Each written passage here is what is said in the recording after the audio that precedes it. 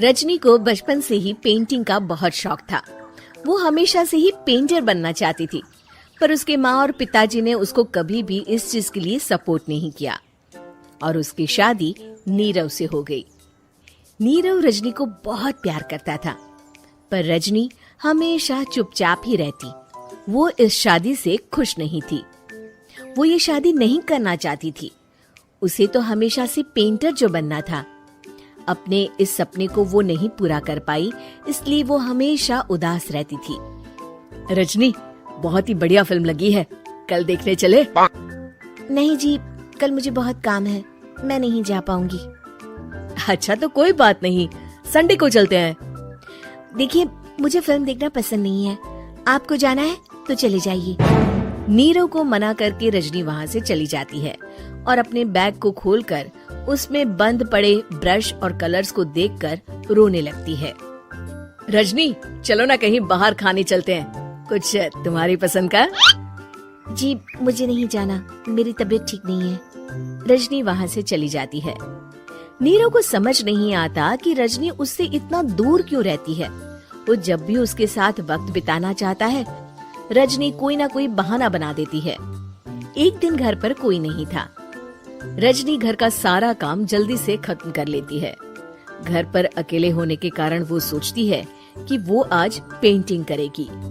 वो अपने कमरे में जाकर पेंट ब्रशेस और कलर्स निकालकर जैसे ही कलर मिक्स कर रही होती है कि दरवाजे पर बेल बज जाती है। अब कौन आ गया इस वक्त? इतनी मुश्किल से तो मुझे पेंट करने का मौका मिला है। रजनी दरवाजा खोलती है तो उसकी सास अपनी सहेलियों के साथ खड़ी होती है और सब घर के अंदर आ जाते हैं।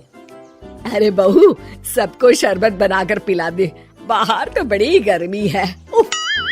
जी। रजनी पेंट ना कर पाने से उदास हो जाती है। उसे गुस्सा भी आ रहा होता है कि उसने इस शादी के लिए हाँ क्यों कह दी। वो रसोई में जा रही होती है कि उसकी सास उसे रोकती है। बहू, सबके खाने का भी इंतजाम कर लेना, आज का लंच तो ये सब यहीं करेगी। हाँ। रजनी बिना कुछ कहे रसोई में चली जाती है। सबके लिए खाना बनाती है। सब खाना खाते हैं और रजनी घड़ी देखती है कि ये सब कब जाएंगे ताकि वो अपनी पेंटिंग कर सके। जब शाम होती है तब सब चले जाते हैं अपने घर। अरे बहू, सब तेरे खाने की तो बहुत तारीफ कर रहे थे, सबको बहुत अच्छा लगा खाना। आपको मुझे सुबह बताना चाहिए था ना कि आपकी सहेलियां आ रही हैं। पता भी है कितना वक्त लगा सारा खाना बनाने में।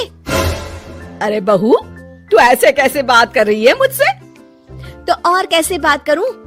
मैं इस घर की कोई नौकरानी नहीं हूँ कि इतना काम करूंगी। रजनी अपने कमरे में जाकर दरवाजा बंद कर लेती है। शाम को जब नीरव आता है तो उसकी माँ उसे पूरी घटना के बारे में बताती है। क्या रजनी ने आपसे इस तरह बात की माँ?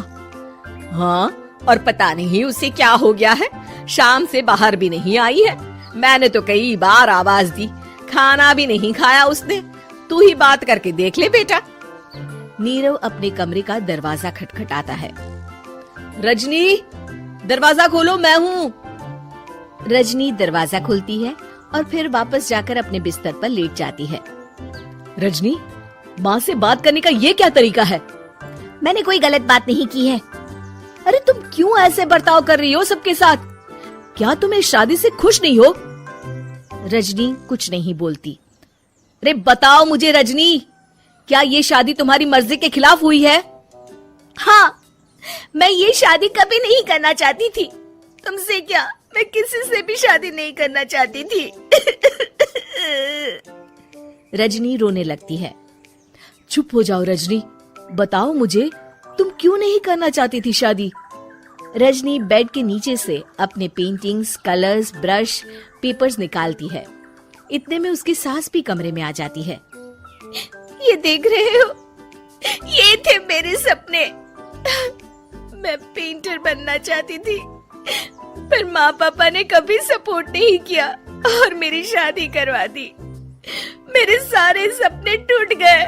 हर वक्त बस गुस्सा आता रहता है मुझे। मैं जानती हूँ कि आप लोगों की इसमें कोई गलती नहीं है, पर मैं क्या करूँ, मुझे समझ में नहीं आता।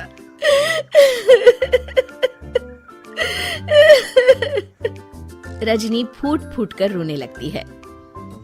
मुझे माफ कर दीजिए, आप दोनों के साथ मैं बहुत बुरा बर्ताव कर रही हूँ। अरे रजनी बेटा चुप हो जाओ तुम। नीरव पानी लेकर आता है। ये लो पानी पियो और शांत हो जाओ।